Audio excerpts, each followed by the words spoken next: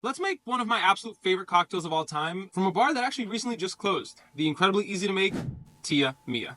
So this cocktail, the Tia Mia, comes from one of my favorite books, and like I already said, one of my favorite bars on the planet that actually just closed officially this past weekend. Leyenda is was co-owned by Ivy Mix, who wrote this incredible book, The Spirits of Latin America, which is a book that completely transformed my career. Back when I was a silly 25-year-old who had these ideas of opening a Latin American inspired craft cocktail bar, I had nowhere to look for inspiration, really, as far as I knew anyway. And then I stumbled upon this book. Over the years, I eventually got to, make the trek over to Leyenda. And for a period of time, every time that I was in New York, no matter, where I was in the city, I always tried to make it a point to have a nightcap at Leyenda. I'm not saying that I was a regular by any means, but it was a really important place for me in my career, and I really wish I could have gotten to say goodbye before they closed their doors officially this past weekend. So I guess this is kind of my tribute, if you will. So let's make a Tia Mia. It's an incredible cocktail. And we're going to start off with 3/4 of an ounce of freshly squeezed lime juice.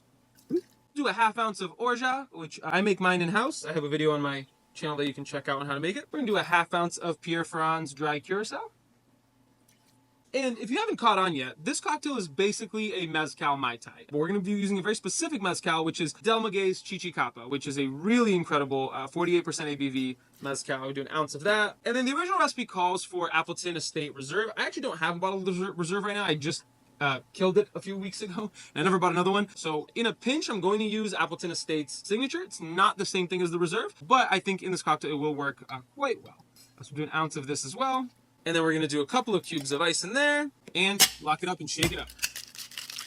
And grab our low ball. I'm going to pour this right out.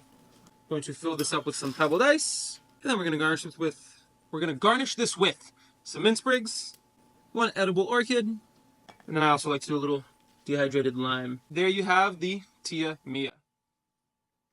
That is just outstanding. I have not enough fond words to talk about this cocktail with. It's a little sour. It's well balanced. The orgeat provides a little bit of that nuttiness and that sweetness. The dry curacao, it's got that dry, citrusy element. The lime juice really helps as well. The mezcal comes through beautifully, and the Jamaican rum has that nice little funk to it. I find that Jamaican rum and mezcal are a beautiful combination, and I actually discovered it through this cocktail. I then use that in a lot of my own cocktails that I've done at my bar because I think it's such a great combination. This one is to Ivy and Leyenda, and I'm sorry I wasn't able to pop in for a last goodbye, but I hope that this isn't the end.